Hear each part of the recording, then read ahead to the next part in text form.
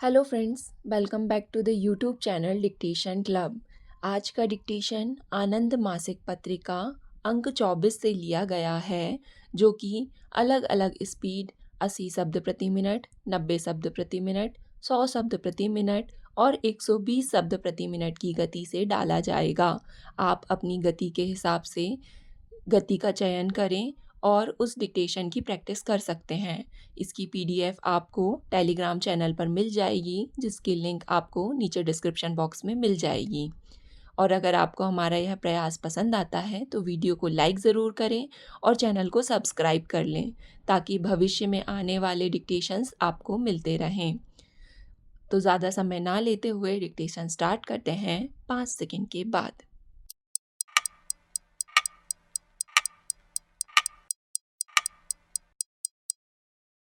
उपाध्यक्ष महोदय, मैं एक महत्वपूर्ण विषय सदन में उठाना चाहता हूँ। सरकार की तरफ से सारे देश में, देहात में और गांवों में कई तरह की योजनाओं की घोषणा की जा रही है। दुर्भाग्य है कि दिल्ली के अंदर राजधानी में सरकार की नाक के नीचे पिछले कई दिनों से वर्षा से जो भयंकर स्थिति बनी है, उस पर कोई काम नहीं हो रहा है। वर्षा के कारण यहाँ इतना पानी भरा है और हालत इतनी खराब हो गई है कि 1071 कॉलोनीज में पानी भरा हुआ है। कारण यह है कि सरकार की सूची में इन कॉलोनीज को अनधिकृत कॉलोनीज कहा जाता है। इस वजह से दिल्ली की सरकार वहाँ ना कोई विकास के काम कर सकती है और ना कुछ और निर्माण के काम कर सकती है। मैं चाहता हूँ कि केंद्रीय सरकार इन कॉलोनीज को अनधिकृत घोषित करे, ताकि वहाँ पर विकास एवं निर्माण के काम हो सकें।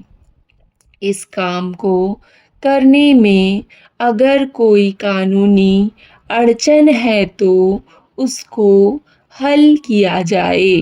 इन कॉलोनीज के लोग नारकीय जीवन व्यतीत कर रहे हैं।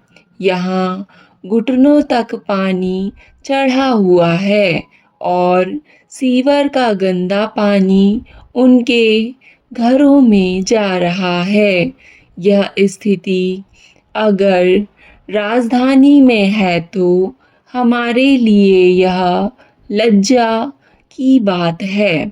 मैं चाहता हूँ कि केंद्रीय सरकार शीघ्र अतिशीघ्र कॉलोनीज को अनधिकृत सूची में लाए, ताकि दिल्ली की सरकार उन कॉलोनीज के विकास के लिए काम कर सके।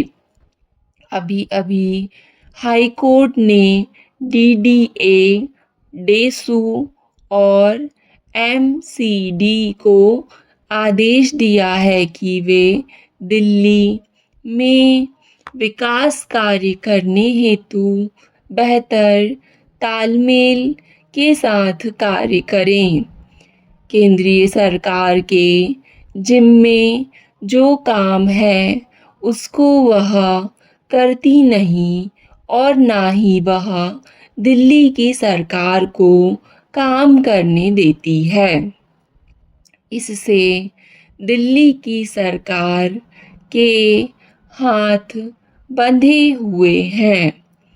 इन कॉलोनीज में 48 लाख से अधिक लोग रहते हैं और वे बहुत ही नारकीय जीवन व्यतीत कर रहे हैं। पहले चरण में केंद्रीय सरकार और दिल्ली की सरकार मिलकर अस्थायी व्यवस्था करे ताकि इस दिशा में कदम उठाए जा सकें और साथ ही केंद्र सरकार 1071 कॉलोनीज को अधिकृत स्वीकृति दे, जिससे दिल्ली की सरकार पूरा काम कर सके। बैंक कर्मचारियों के लिए पेंशन योजना पर 1993 में सहमति हुई। करारनामे के बाध्यकारी उपबंधों के बावजूद निजी क्षेत्र के अधिकतर बैंक योजना को कार्यान्वित नहीं कर रहे हैं। उपाध्यक्ष महोदय, वे कर्मचारियों को पेंशन का वितरण नहीं कर रहे हैं। करारनामे में सरकारी क्षेत्र और निजी क्षेत्र दोनों ने योजना को कार्यान्वित करने पर सहमति जताई है। 4 जनवरी 1996 को वित्त मंत्रालय ने पत्र संख्या F496A के माध्यम से एक निर्देश जारी किया और बैंकों से कहा कि यदि इस पर अंतिम रूप से सहमति नहीं हुई है तो भी वे सेवानिवृत्त कर्मियों को तदर्थ भुगतान करें। वित्त मंत्रालय से निर्देश मिल जाने के बावजूद अधिकांश निजी बैंक योजना को कार्यान्वित नहीं कर रहे हैं। वे सेवानिवृत्त लोगों को देय पेंशन का भुगतान नहीं कर रहे हैं। अतः मैं वित्त मंत्री जी और वित्त मंत्रालय से अनुरोध करता हूँ कि वे निजी क्षेत्र के बैंकों को भी यह योजना कार्यान्वित करने के लिए कहें। मैं मंत्री जी से तदर्थ आधार पर ही सही लेकिन भुगतान करने की व्यवस्था करने का भी आग्रह करूँगा। निर्देश मात्र देकर चुप रहने से काम नहीं चलेगा, इसलिए मंत्री महोदय हस्तक्षेप करें और बैंकों को सेवानिवृत्त लोगों को पेंशन का भुगतान करने हेतु बाध्य करें। मैं शून्यकाल के दौरान किसी बात का उल्लेख नहीं कर रहा हूँ। मेरी बात का संबंध शून्यकाल से नहीं अपितु भारत के संविधान के अनुच्छेद 105 और 75 से है, जो सदस्यों और मंत्रियों के अधिकारों के विषय में है।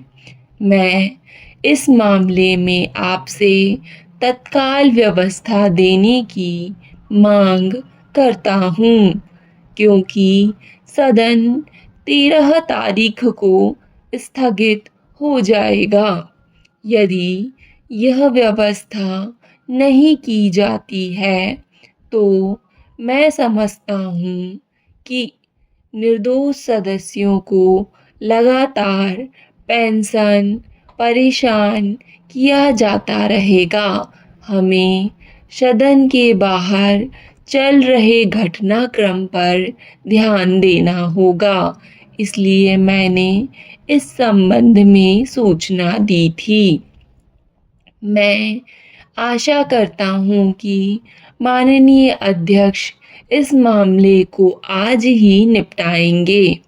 मैं अब शून्यकाल की कार्यवाही में विघ्न नहीं डालूंगा, क्योंकि आपने सदस्यों को बोलने के लिए कहा है, परंतु यह मामला जिसकी सूचना मैंने आज सुबह दी बहुत ही आवश्यक है। मुझे आशंका है कि मंत्रियों और सरकार सरकार के एक दल के रूप में नहीं, अपितु संस्था के रूप में के अधिकारों को कम करने का जानबूझकर प्रयास किया जा रहा है।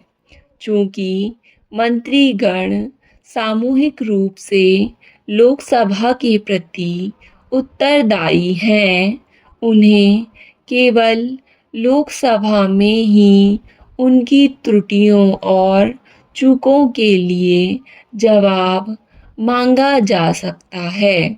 इसलिए मैं कह रहा हूँ, महोदय, मुझे इस बात की खुशी है कि ऐसे लोगों के बीच आने का अवसर मिला है जो देश के भविष्य के लिए समर्पित मिशनरियों की तरह लगन से काम कर रहे हैं।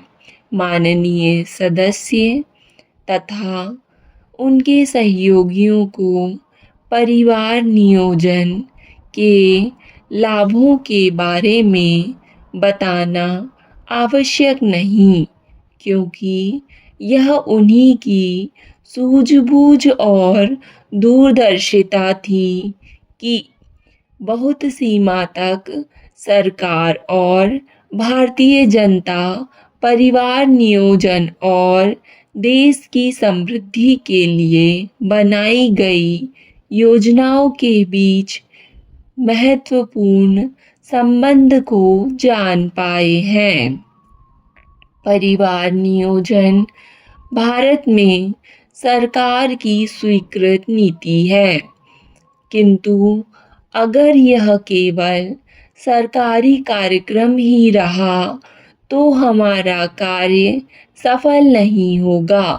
कुछ ऐसे विकास कार्यक्रम हैं जो हैं तो सबके लिए, पर इन्हें थोड़े से लोग ही उठा और पूरा कर सकते हैं, और कुछ कार्यक्रम हैं जिन्हें सरकार पूरा कर सकती है, किंतु परिवार नियोजन वास्तव में जनता का कार्यक्रम है। इसकी सफलता हर एक नागरिक पर निर्भर करती है। लोगों के पास जाना है, उन्हें समझाना है, उन्हें तैयार करना है और उन्हें आवश्यक सहायता देनी है ताकि वे परिवार नियोजन को अपनाएं। परिवार नियोजन का संपूर्ण सरकारी तंत्र, चाहे केंद्रीय सरकार का हो या राज्य सरकारों का, सहायता के लिए है। स्टॉप। डिक्टेशन पसंद आए तो वीडियो को लाइक तथा चैनल को सब्सक्राइब ज़रूर करें। धन्यवाद।